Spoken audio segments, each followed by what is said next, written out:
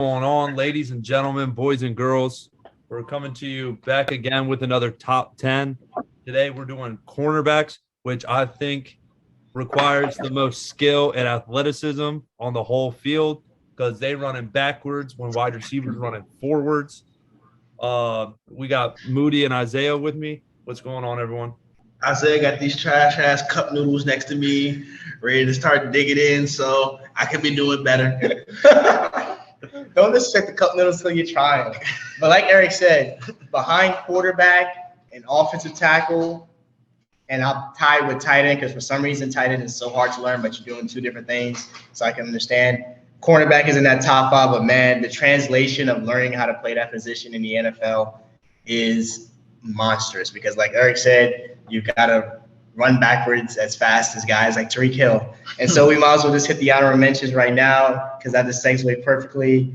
I've got the two guys in Tampa Bay, Jamal Dean and Carlton Davis. We all know Carlton Davis. He's famous for getting put in single coverage, man-to-man coverage against Tyreek Hill. He got his revenge. Not really, because this time he wasn't in single man-to-man coverage with Tyreek Hill. I don't think there's a corner in the league who you won't run around a single coverage with Tyreek Hill. That isn't the top down on my list. And then Jamal Dean, I think Carlton Davis is the better of the two. Absolutely. But I think Jamal Dean makes the plays more. Yeah, he gets interception. But Carlton Davis gets interception too. But Carlton Davis is that outside number one type of corner. And then we've also got Murphy Bunting, who made the big play against Drew Brees, turned that game around. Good secondary. More guys that are helping Tom Brady collect more credit for championships he's not winning by himself. I also have Kyle Fuller, a guy who in the past was very, very high in the top 10. He's going back to Big Fangio, but I think now he's left his peak probably. Spent those last few years in Chicago. But and it's over for the Fuller brothers. No more of them coming to the league. And then I also have Marshawn Lattimore. I think Marshawn Lattimore has top 10 potential and talent, but he's inconsistent. It's either he's shutting a guy down for a game or he spent the whole game getting cooked up by a guy. He plays to his level of competition. If he's going up against one of the top receivers in the league, he's going to set this game up. He's going to put those guys' problems all day long. But against regular dudes, he loses focus. He lets guys get behind him. He isn't as willing of a tackler as he seems to be against the other top guys. He's not really a run support guy, but she'll pay corners to be great in run support. But yeah, I agree with him as being more of an honorable mention guy than a top 10 guy, which is crazy for what he was going to be. Yeah, after the butt interception, we thought he was headed to like top 5 status easily. Yeah, I loved him in that loaded 17 class. He's a guy who he needs. He also had the legal issues this offseason. We still don't know how to. The NFL seems to be backing off legal issues for the first time ever. So that's Frank Clark too. That seems to be going well for these players who've been acting like hooligans this offseason. And then lastly, I've got the three-headed Jackson monster. I've got a Dory, I've got William, and I've got JC. JC's the clear lead. I think he had 7 to 8 interceptions last year. He's playing in that New England scheme. He's probably going to be more effective than Gilmore, who's on my list higher going forward, but I got to see it again. He's the only guy in the NFL who guards Tyreek Hill well. That's when New England's going up against Tyreek Hill and they do a decent job of slowing him down. It ain't because of Gilmore. They know how to use cloud coverage. That's fine too, but Bill loves his man-to-man, and when he's playing that one-on-one, it's J.C. Jackson gets that assignment. William Jackson III signed for Washington football team. What a steal of a signing! Yeah, he made my list. I think he's surefire the top. I gotta see a leak. He showed a leak play last year, but I've got to see. He's only showed it one time. When it wasn't showing a leak play, the seasons prior, he had 2 good. He's 4 years in the league. His first because he was in the 16 class, wasn't he? He was Zeke in them. So 16, 17, 18, 19. This is the year 6 for those guys. So I think his first year was elite. Yeah, he was good early on. He kind of like fell middle years of and now last year obscurity, and then he was back good to being again. great again. So I'm gonna have to see more consistency. And for Dory Jackson, I think he's one of the better man-to-man corners. His problem is that he's been hurt a lot, avoided a major injury already, but always hurt. Another guy that you're talking about, guys that guard Tyreek Hill really well. He's another one of those. Your job is to run around with Tyreek Hill because you've got Tyreek Hill speed type of guys. So we'll see if he can continue to develop. How about you? For my honorable mentions, first guy I have is Marcus Peters from I guess he's in Baltimore now. Yeah, we know Marcus Peters, playmaker. This dude, if you throw the ball his way, it's not 50-50, it's like 60-40. Marcus Peters, he's a guy who makes. Now we know he's over aggressive. We know he'll get beat by guys. I don't think he's like the consistent down coverage corner elite level that he used to be, but he's still a guy who's an incredible ball hawk, and that's still incredibly valuable for your team. He gets the ball back for you. He's still a good coverage player as well. He's not as good as the guys who've been on across from him over the last couple of years, but Marcus Peters is still one of the better corners in the NFL. I'm surprised he didn't make your list. Like I said, he's right outside of it. Another honorable mention, Byron Jones from Miami. Now he had a little bit of although he had a career high interceptions in the season this past season. Yeah, all you have to do is fall into two of them. But I think that the fact that he had to go from a primarily zone scheme to a primarily man scheme caused his production to kind of dial back a little bit. But he has all the athleticism in the world to be an outstanding man corner. He's been a really, really good man corner in the past. So I think with the second year in the scheme in Miami, he's also going to be a number 2 because Xavier Howard, who just got re-upped, is going to be the guy guarding the number 1s. I think Byron Jones is the guy who could easily be creating a duo top 10 corners on the list next year. Steven Nelson from the Pittsburgh Steelers. He's a slot guy. Yeah, but I still think he's a very, very good. So is JC Jackson. So, but like you said, JC Jackson plays on the outside. Really, so is Marlon Humphrey technically.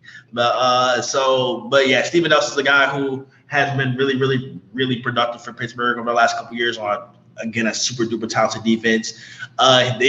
Pittsburgh was strapped for cash, so they let him go. I thought Philly got an incredible value late in free agency by picking him up. That will help their secondary a lot. More of a zone corner than a man guy, but a guy who shows really, really good awareness, especially in the slot. Very, very solid against the run as well. I think he's one of the better corners in the league. You mentioned him, J.C. Jackson in New England. He's a guy who does get beat. Like he's a guy who he's not one of those guys who you're just not worried about when he's covering guys, but in the right matchups, he can be a lockdown corner. He gets lots of interceptions, mostly because he gets targeted a lot. But he makes a lot of plays too. He's like Marcus Peters, a guy you have to be worried about when you're throwing the ball in his direction. Plays can be made on him, but there are plenty of times when he'll make the play on you. And the guy you said, Marshawn Lattimore, honorable mention, top 10 talent, but outside factors will cause him to fall off the list. How you feel about the honorable mentions, Eric? Yeah, I mean, I agree with y'all with Marshawn Lattimore. I mean, it seems like week in, week out, he just goes, oh, I face a top receiver this week. Okay, I'll lock in. And then it's like, oh, I play the Jets. And it's like, oh, I play the Jets. And then he doesn't lock in and just expects his talent just to have him produce that day. Yeah. Dory Jackson, I like him. I liked him coming out of USC. As like that, like he's smaller but has more speed.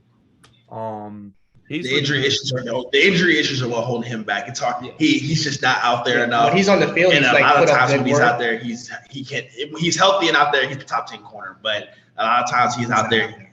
A lot of times he's not out there, and he is out there. He can be hurt, which holds back his game a little bit. But that's just a smaller guy who does a lot of injuries. Yeah. And who was someone else that y'all had? Marcus Peters was a guy on our list. J.C. Jackson from New England was another guy. Who is J.C. Jackson?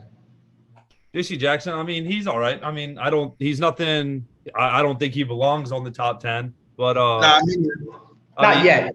Yeah, but I think he's well suited in that like 11 to 14 range, I would say. All right, but I guess we can go ahead and get it. I'll go ahead and start it off. Okay, it's like I can give you some time to go through the noodles. Because I'm gonna knock out some guys that you already brought up. At number 10, I have Byron Jones.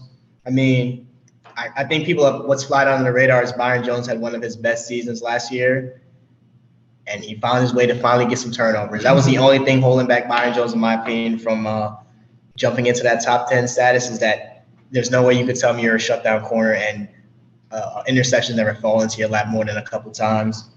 But we also got to remember that for the first few years of his career, he was playing out of position.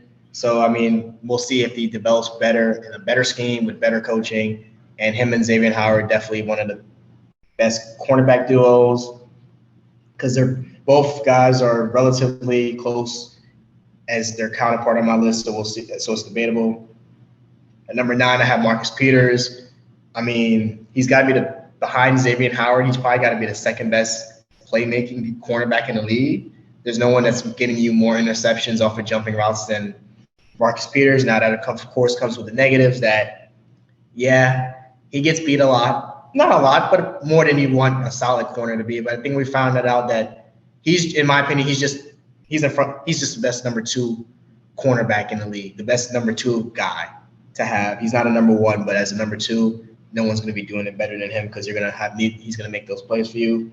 And number 8, I've got the guy who's probably going to be, I'm going to tag to be the guy that will rise the most, Denzel Award Jr. for the Cleveland Browns. Hopefully they got him some better help in the secondary to help him out because he was probably the only guy in there that was worth his money. I think Greedy Williams will help him. I think Greedy Williams will help him in the secondary. I know a lot of people are hiring Greedy Williams, but he's been hurt a lot. And when he's been on the field, he hasn't even been the player. There's a reason he fell in the draft, and I think those problems have come to fruition now. And there's a reason they drafted another corner in the first round in Greg Newsome, who I think is kind of like Greedy Williams as well. So we'll see. They have a type. They like smaller corners, and those guys like Denzel Ward too tend to get hurt more like a Dory Jackson because they're smaller corners. And they usually get those muscle injuries with the hamstrings and the ankles, even though that's not a muscle injury. Groins, hamstrings and the groins, because they're running really fast. They're running faster than they probably need to be when they're trying to chase down Tyreek Hill type players.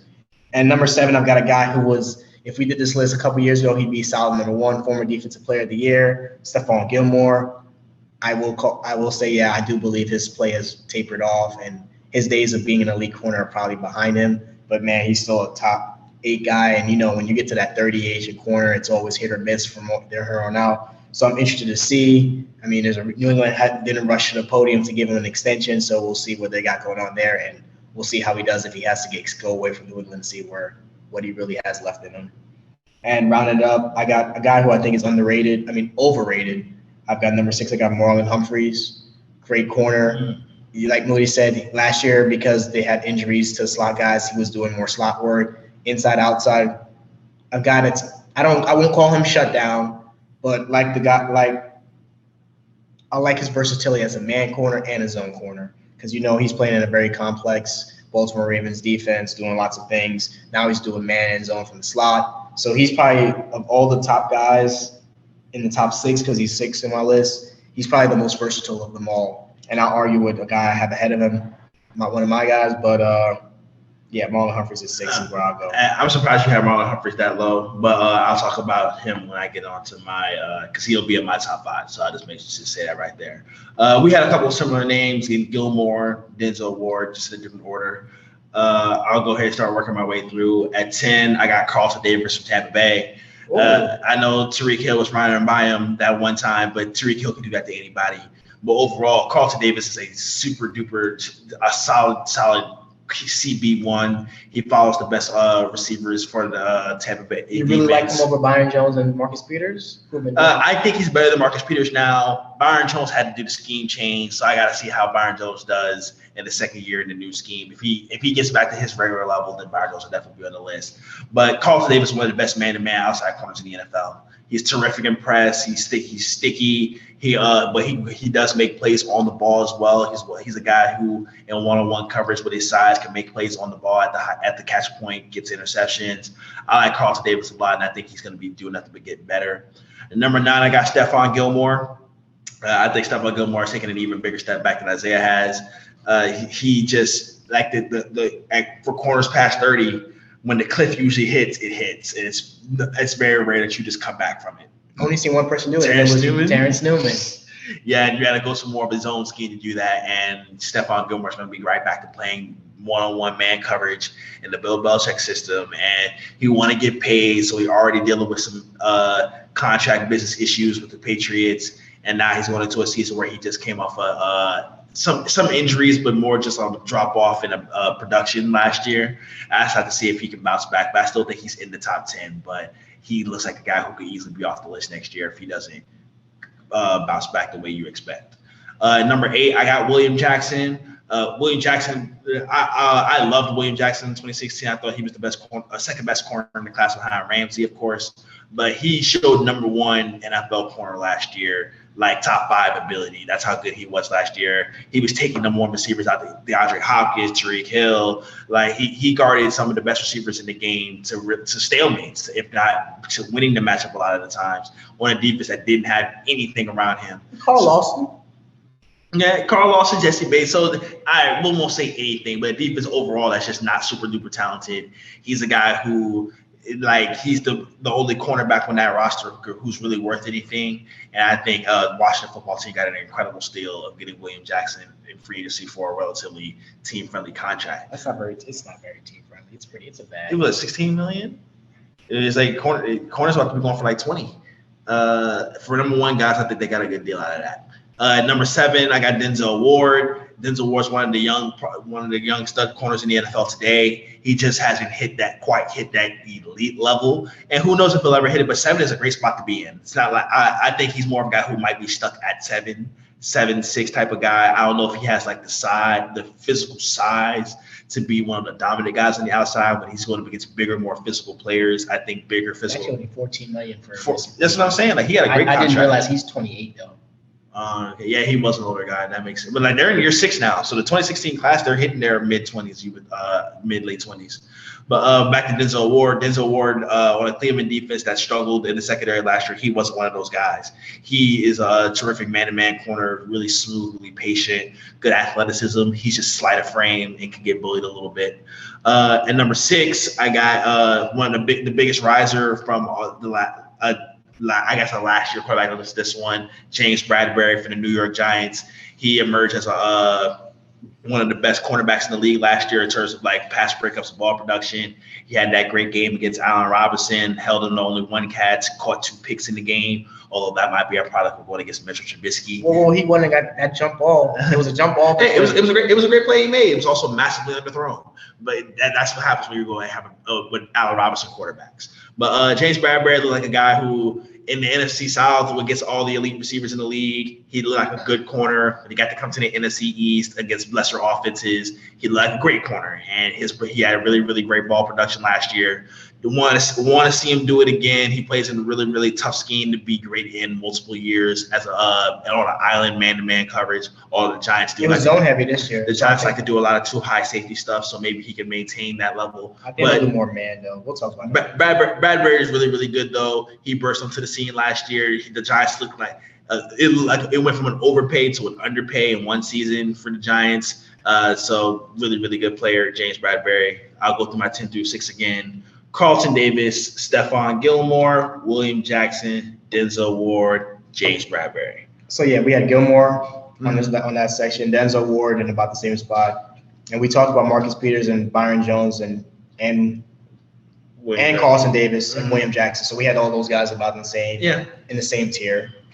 How you feel about some of those players, Eric? I like Davis. Obviously, we're joking around with his Tyreek Hill game, but we're gonna put him on. I'm gonna put him on fire for that game, right? He gave him 200 yards in one half. They were just letting him get cooked, bro. They were just letting him. Hey, after the first 100, you should be like, all right, bro, maybe we should help this guy. They said, no, more one-on-one man coverage. Good luck. Hey, when Mahomes has his offensive line, he has all day to just chuck it down the field.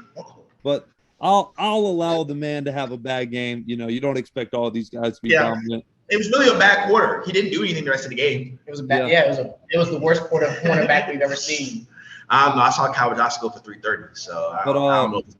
I like Denzel Ward. He's one of those younger guys that he could make the jump, but like with the guys we're gonna list later, it's gonna be hard to jump those guys. Top.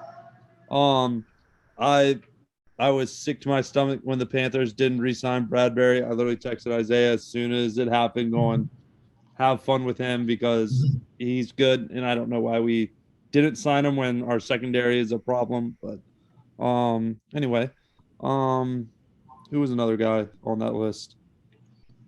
Let's see. We Stefan Gilmore, former DPOY, who's kind of fallen into the second half of the bracket. Oh yeah, when you reach the back nine of age-wise, I mean, corner is one of those where I think age plays a big role.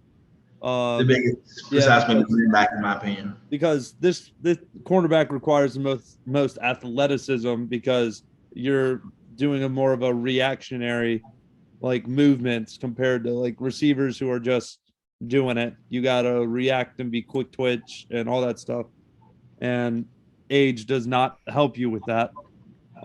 He's also had several injuries that have. Yeah, he's at the nicks and knacks, which those add up the fastest. Mm-hmm. Yeah, and obviously he's reached his peak, and I think he's still a serviceable corner, but he's not what he used to be for sure.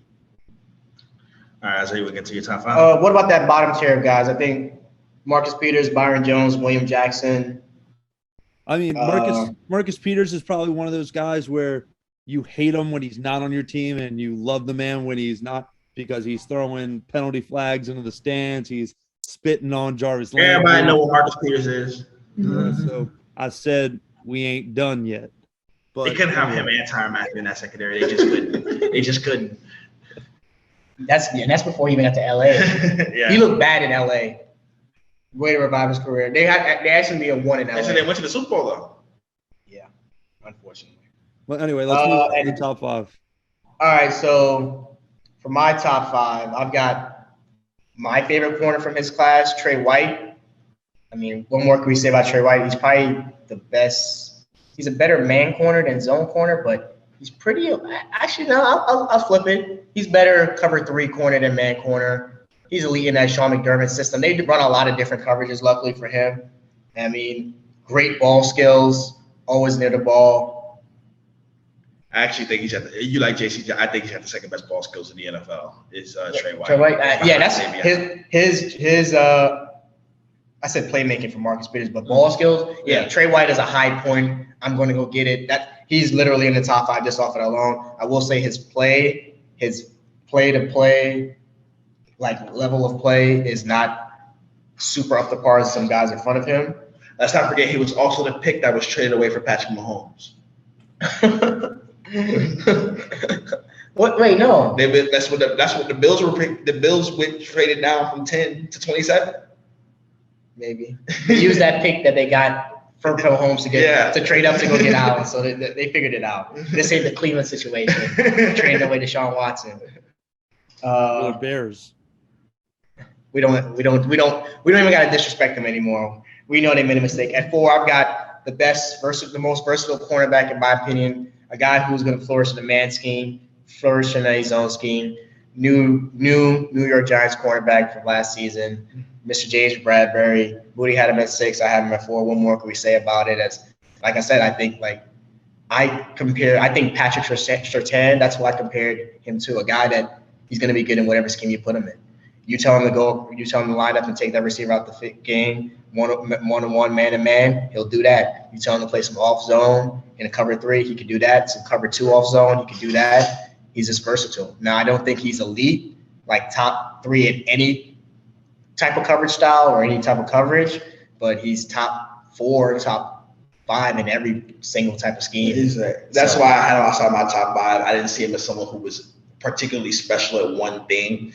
He's definitely very good in a lot of things. He's someone that you got to take seriously. When James Bradbury, I think James Bradbury was a guy who got beat up a little bit in the NFC South because they had all the top receivers. Everybody was down there. And so him getting the chance to go up against a little bit of lesser guys have allowed him to just he can really, really amp his game up for the special receivers that he faces because he gets a lot more opportunities against Philadelphia Eagles. Amari Cooper in the torture chamber this season. Now listen, he gave up the first catch to Michael Gallup. And then he gave up the first catch to Michael Gallup when he started shitting on y'all for the win. No, that was the second one was Ryan Lewis. Both of them the second one was Ryan Lewis. Both were Ryan Lewis. We don't even talk about him. The only reason Bradbury though got to even sit outside is because CeeDee Lamb had 130 yards by halftime. And then lastly, I'll say that I think Bradbury could grow some more because he'll get a solid number 2 if Dory Jackson stays on the field. And I think we have some other young guys in corner. But we don't have Bradbury that far apart. You have him at 4, I have him at 6. So. Yeah, but I want to see where he goes from here with some better support.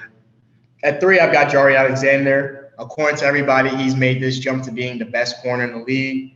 I mean, we saw him make that interception in the NFC Championship game. Too bad Aaron Rodgers didn't capitalize on it. But Jair Alexander, great. I think he's an elite man-to-man corner. I don't think he gets lost in zone a little bit from what I've seen. He gets a little aggressive in zone.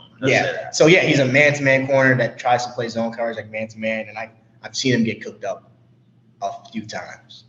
But that's not a lot last year, so he's peaking is what everybody's saying. But I just think my number 2, Zamian Howard, just had an incredible season, and I liked him before the turnover. Where he was always producing turnovers, but all I had to see last year was him produce a bunch of them to be like, oh yeah. Patrick Mahomes and Josh Howard should have been like, he's just catching these balls. Look at the ball skills. Like he's going to get it, jumping in front of guys.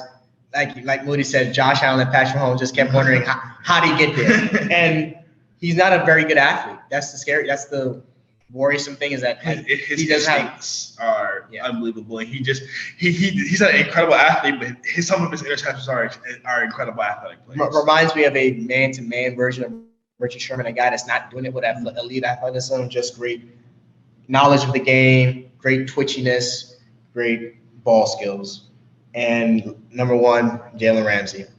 Now, I don't think he's this runaway number 1 player at cornerback that he's been in his elite Jacksonville days. I think he's tapered off a little bit more, and I think playing with Aaron Donald has helped him out a lot. But he's still the best corner in the league. I've seen him get cooked up a lot more recently by a lot of different guys. But it's so hard to be in the NFL today. You're going to get beat. If you there's no Darrell Revis out here in the NFL. If you look at the NFL, if you look at the top receivers highlight tape, they got it. They're doing it against Jair Alexander's on some of them. Jaylen Ramsey's on some of them. James Bradbury got cooked by Micah Evans a couple times. Howard gets cooked up every now and then. Like none of these guys have perfect. No one's Darrell Revis like Moody said, but Jaylen Ramsey's pretty damn close. Also, I'll give him a star because I think his career will be extended because I do think I saw him as a safety coming out. He proved me wrong. He's a cornerback, but he has a future as safety to extend his career. Jaylen Ramsey. Pain when it comes to Jaylen Ramsey. All right, we'll go into my top 5. At number 5, I got Trey White. Trey White is one of the best man-to-man corners in the NFL. He's a guy who can play on the island. He plays on the outside. He plays in the slot. And he's a guy who, in the contested catch point, he can be a guy who can be coming down with the ball. He's got really, really good size, really, really good leaping ability, strong corner, he's a good tackler as well, although I think he's not as interested in that as he should be. But which corners are? But what corners are really? The only one guy in my top 5 is a guy who I really think likes tackling. But overall for Trey White, he's a guy who's just a top 5 corner. He's just a guy who every year he's going to show up. He's going to do his job at a high level. And since he's in Buffalo, he doesn't get as much notice as he probably should. Number 4, I got Zamian Howard. I think the ball skills are better than the overall cornerback skills, but the ball skills are so outstanding that he's just automatic top 5 on this list.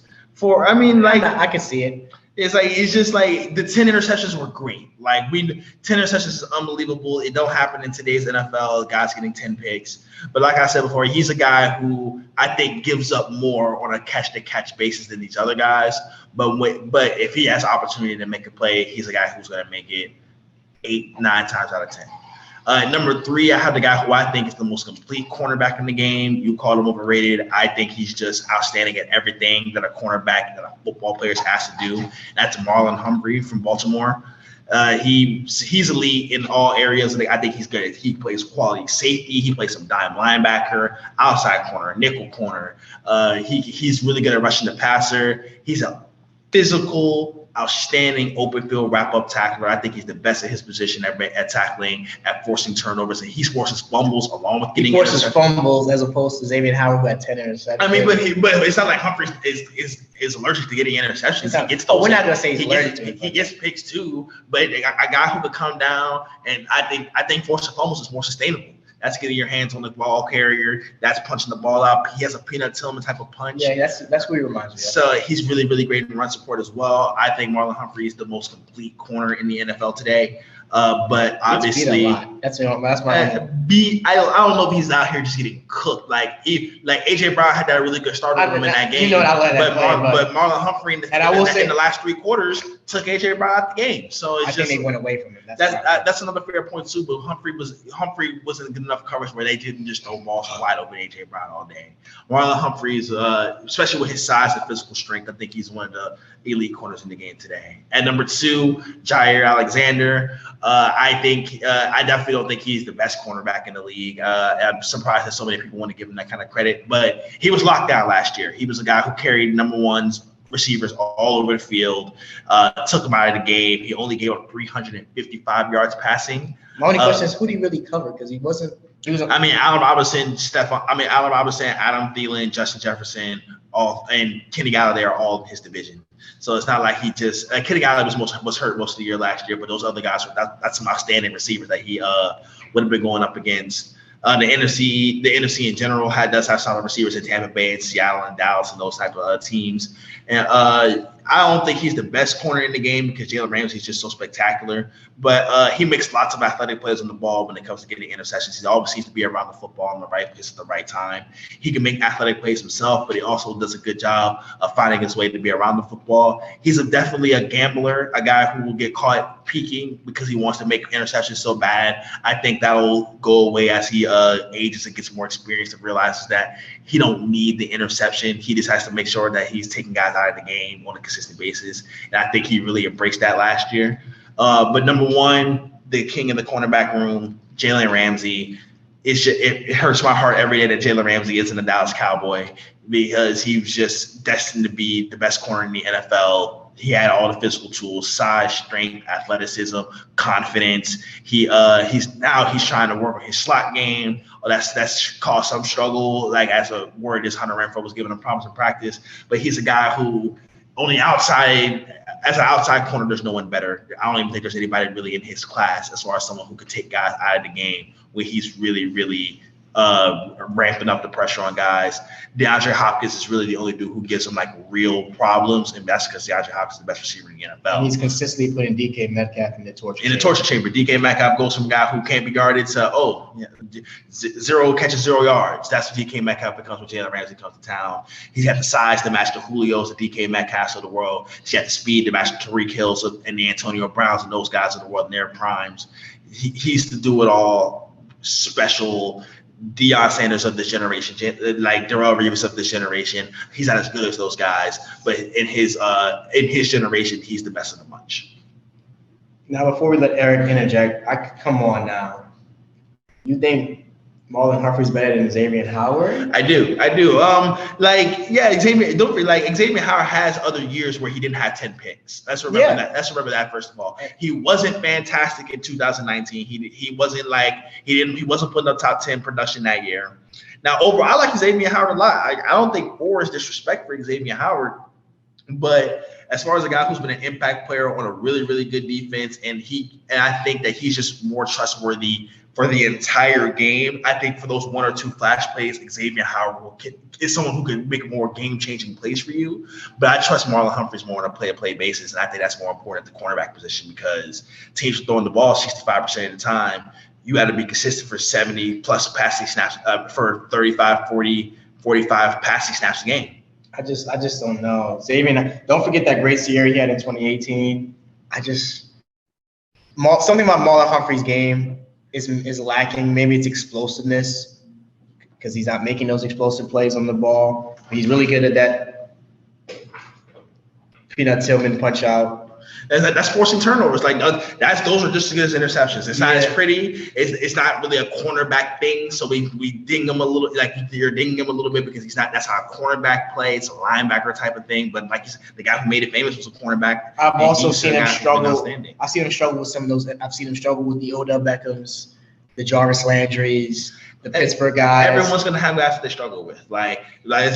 Xavier Howard got torchified by Amari Cooper. He got tortured by what was the guy's name in Buffalo? Stefan Diggs. So it's not like there's plenty of guys. Jaylen Ramsey has guys he has struggles dealing with. Alexander, all these corners because the receivers are just too good. The quarterbacks are just too good. The rules are just bit their way. You're not going to find a corner who's going to be locking up guys every week anymore. I'll just argue after that, after a 10 interception season, you got to be top 3 in my opinion. And I think he has claimed to being the best corner coming off of last year. But I mean, Jair Alexander, I'm still waiting to see another year from him and Marlon Humphreys. I'm not very high on Marlon Humphreys. It helps that he's got the best stuff around him too. So I'll also say that. Eric, go ahead. Let's hear it. Just talk about Jaylen Ramsey. I love his swagger. Like even his wilding out days was his Florida State days where he would DM wide receivers' girlfriends and all that. But I just love the swagger he brings. Like he knows he's the best player on the field. He gets after it. Obviously, D-Hop gives him fits, but who doesn't get fits with D-Hop? I would also take Marlon Humphreys over Woods right now just because I've seen more years of production. Howard, sorry. Of seen more production out of Humphreys than just the one good year out of. I don't know. Xavier Howard's had a couple good seasons, but he has a couple of years. He led the league in interceptions 2 years ago. Humphreys had a higher floor. Humphreys on the floor, I can trust. I trust Humphrey more to be a guy who, if I'm putting these guys for a number 1 corner, I trust Humphrey more to slow him down for a full 60 minutes than I do Xavier Howard. But I trust Xavier Howard more to give me a game-breaking turnover. So it's just about what you prefer. 10 interception seasons are hard to come by. Obviously, that takes rare ability. That's for sure. I'm not going to take that away from him, but he's a guy who can give up 100 yards in a game while having. I don't think he's given that. I don't think he's giving that up. I don't want to call him Marcus Peters. He's rich man's Marcus Peters. But it's just like Marcus Peters did have that problem where he's not all he ain't catching interceptions, he's not being an elite corner. And my last argument for Howard is he's never played in front of a good pass rush. Like Baltimore's put up some good pass rush in front of Humphreys. He was the best. He was the first guy to be an elite player on that defense for Miami. So I'll give him the due. I mean, even before the 10 interception season, I remember when he got his extension a little early, which he tried to bitch out of and get re-up again, but he still got it. He was that year that he had the 7 interceptions. I think he's led the interception league in interceptions 2 times over. I mean, once you do it a second time and the second time's better, I mean, it's a habit now. So we'll see if teams just stop targeting him, because if teams just stop targeting him, then it's over. Then he'll rise even higher, because then you'll see that they're respecting them that much more. Mm-hmm. All right, Eric, how do you feel about Jair Alexander? All right. I mean, I think he's really good. I mean, he obviously is probably like the one corner in Green Bay that you're like, all right, we actually have to take into account. After watching Kevin King in the playoffs, no, we're sure of it. Yeah. So yeah, but they're great. They're elite at safety though, which helps which helps them out a lot. Yeah, nobody said. It turns out I was a fan of Eddie Jackson. We'll see in our safety argument. I was Eddie Jackson over Adrian Amos, but it's clear that Adrian Amos is a better player. Yeah, Eddie Jackson on my top 10. Anything else, Eric, about these guys? Did you mention anything about we've blushed about Jaylen Ramsey enough? I thought y'all disrespected Xavier Howard a little bit. Oh, Trey White. We had him one spot apart. So Trey White, you had him at 4. You have him at 3. I have him at 2. You have him ahead of Jair Alexander? Yeah, I have him at 2. I almost put him at 1. Trey White, Eric, that's the last guy. Trey White. I mean, yeah, I think he can make plays. He gets turnovers, right? He gets plenty of turnovers. Yeah, yes, he do. He's outstanding skills. Yeah, I mean, that's with an offense like Buffalo has, any turnovers you can get to get Josh Allen and Stephon Diggs on the field will really help them out. And I think he's one of those corners where you have to know where he is on the field at all times. And like Moody dinged Alexander, Trey White's probably playing with the best set of safeties in the league. Yeah. The best duo of safeties. So I'd kind of ding them for that as well, because that's good protected. Those are really good protectors and like veteran leaders. That's great help over the top. That's definitely. All right, let's hit the road, Eric, for it. Follow, like, subscribe, all that good stuff.